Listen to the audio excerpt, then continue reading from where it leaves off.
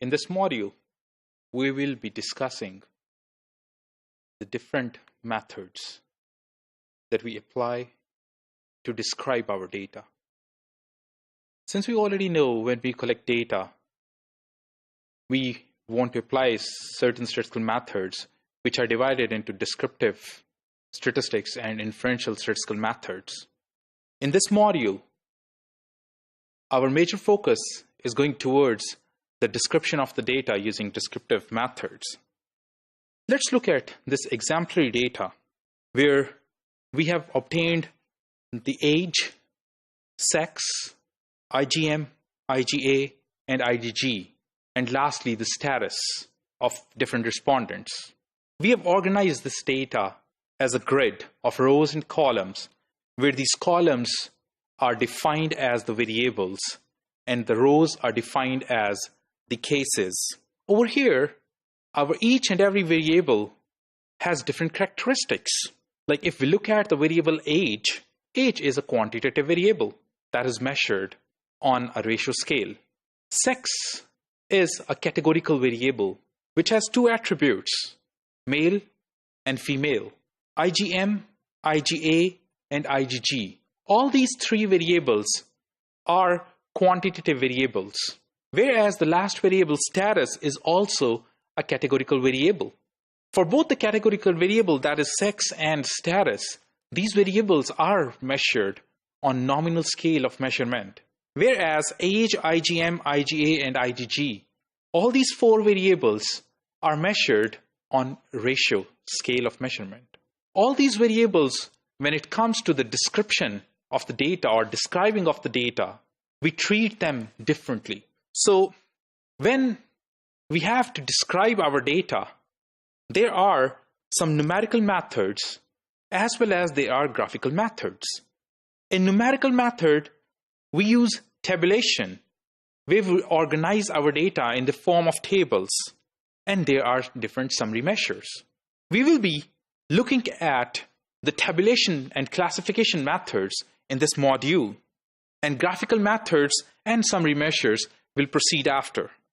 Whenever we want to organize our data, the very first step we take is that we order our data into an ordered array, where ordered array is the listing of the values of a collection. That collection could be either from sample or population. But our goal is that we want to order in terms of magnitude from smallest value first till the largest value. Let's take an example. In our data that we discussed previously, we have age of respondents, which are 7 years, 6 years, 7 years, 8 years, 22 years, and it goes on. If we want to arrange this data into an ordered array, we will firstly locate the minimum observation, and in this data, the minimum observation is 6. So we will note down 6 as the first value. Then it comes 7. We will note down 7, 7 again. And how many times ever the 7 came, we will note it down, keeping the order of these values. Then it comes 8, and 8 comes twice. Then it comes 9, and 9 also comes twice, so we will note them down. And then comes 10, and lastly, it is 22. To describe our data into a tabulation, the first thing that we created is an ordered array. Once we obtain the ordered array, we want to arrange our data into a tabular form.